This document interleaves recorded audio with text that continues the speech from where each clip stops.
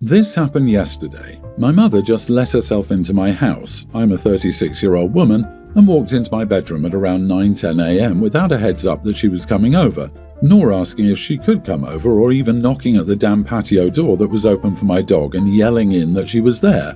She just walked into my bedroom and proceeded to ask why I wasn't working yet. I work from home, and after being told to leave, she potted around in my kitchen cleaning stuff and attempted to fill the second dog water bowl. First and the one in my bathroom were full.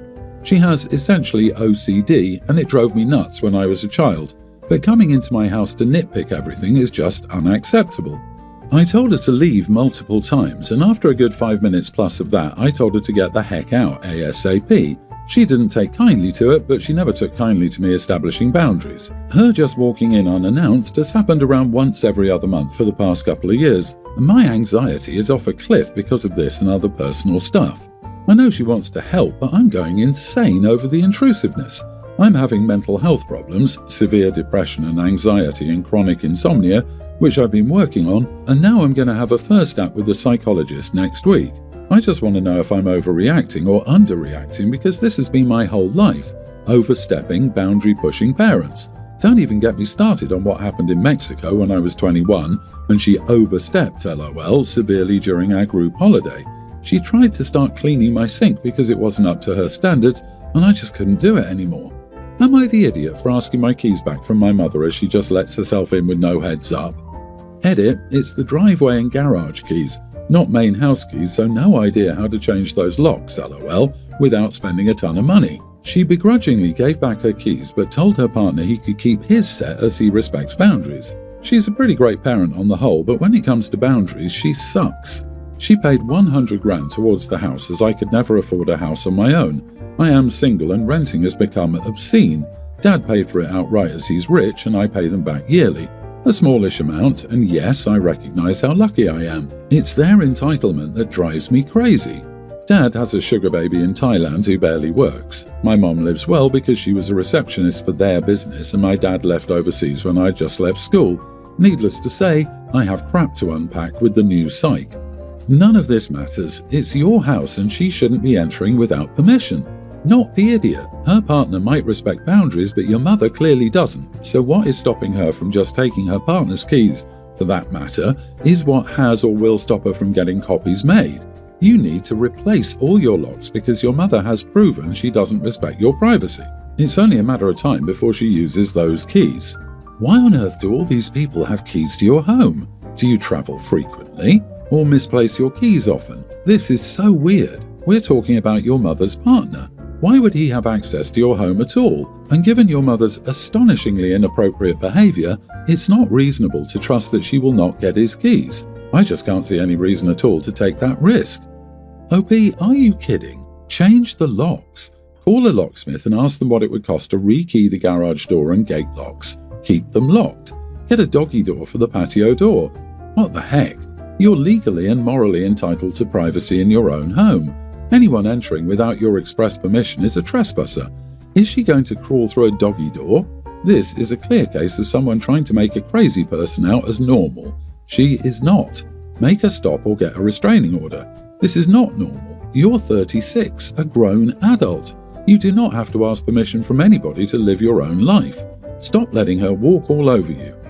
Agreed. People will do whatever you let them get away with. Here's the thing.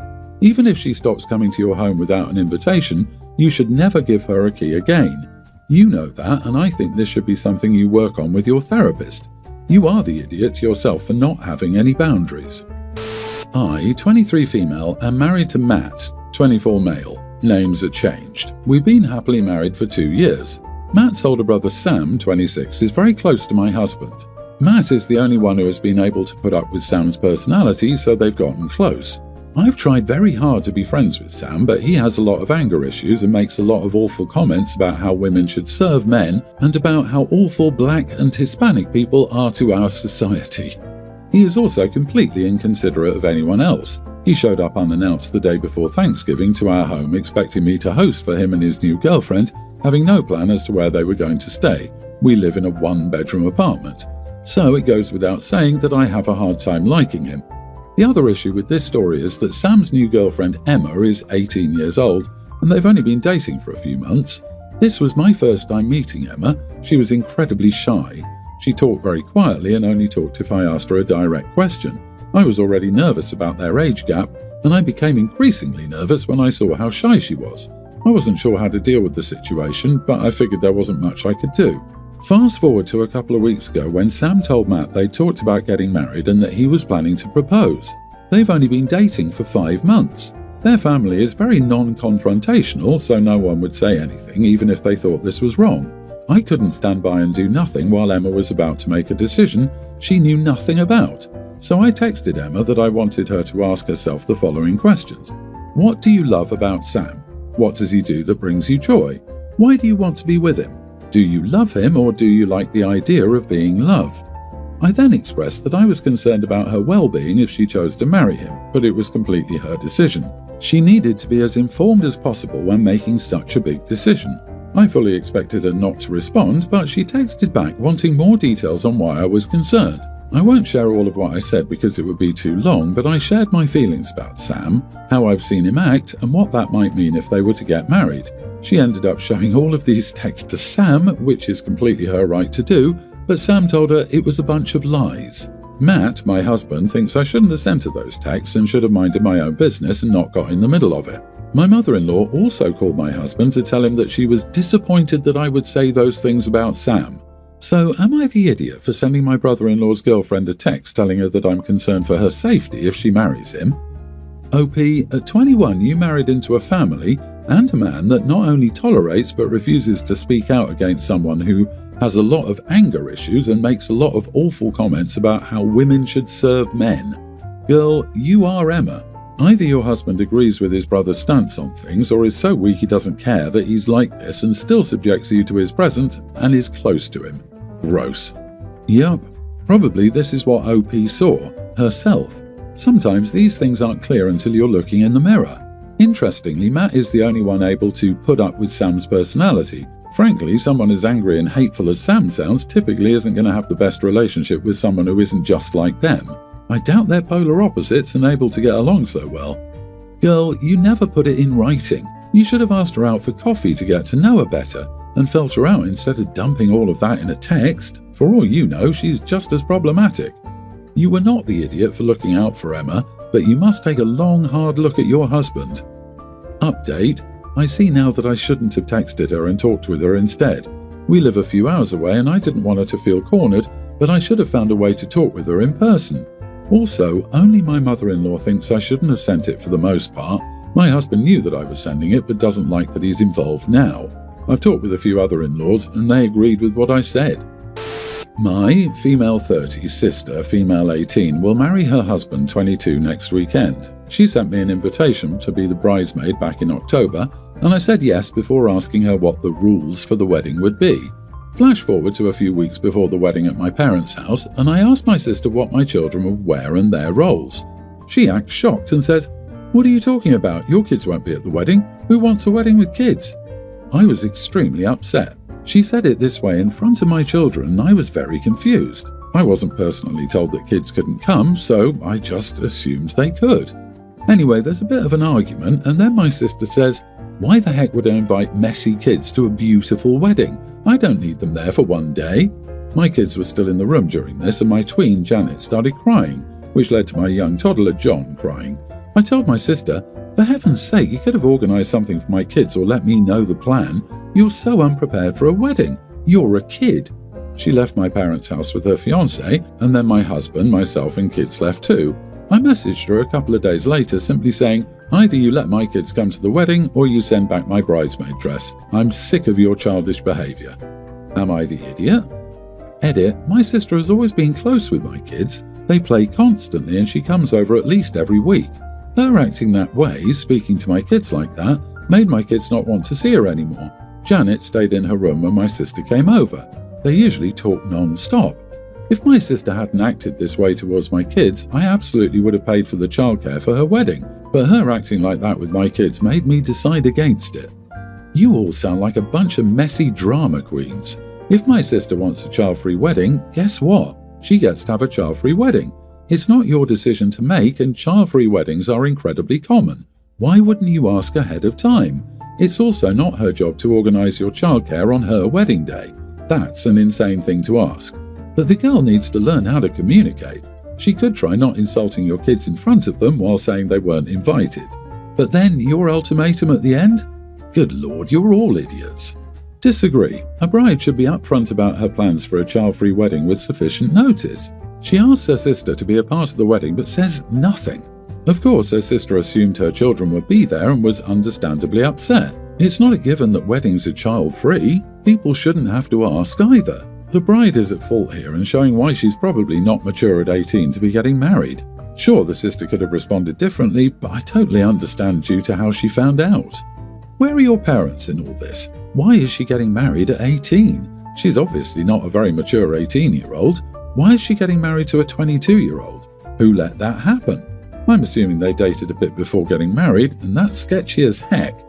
None of your family sound like the pinnacle of maturity here. My boyfriend 30 and I, female 25, have been in a long-distance relationship for over a year. I've been visiting him often since I work remotely, staying with him and his parents for 1 to 2 months at a time.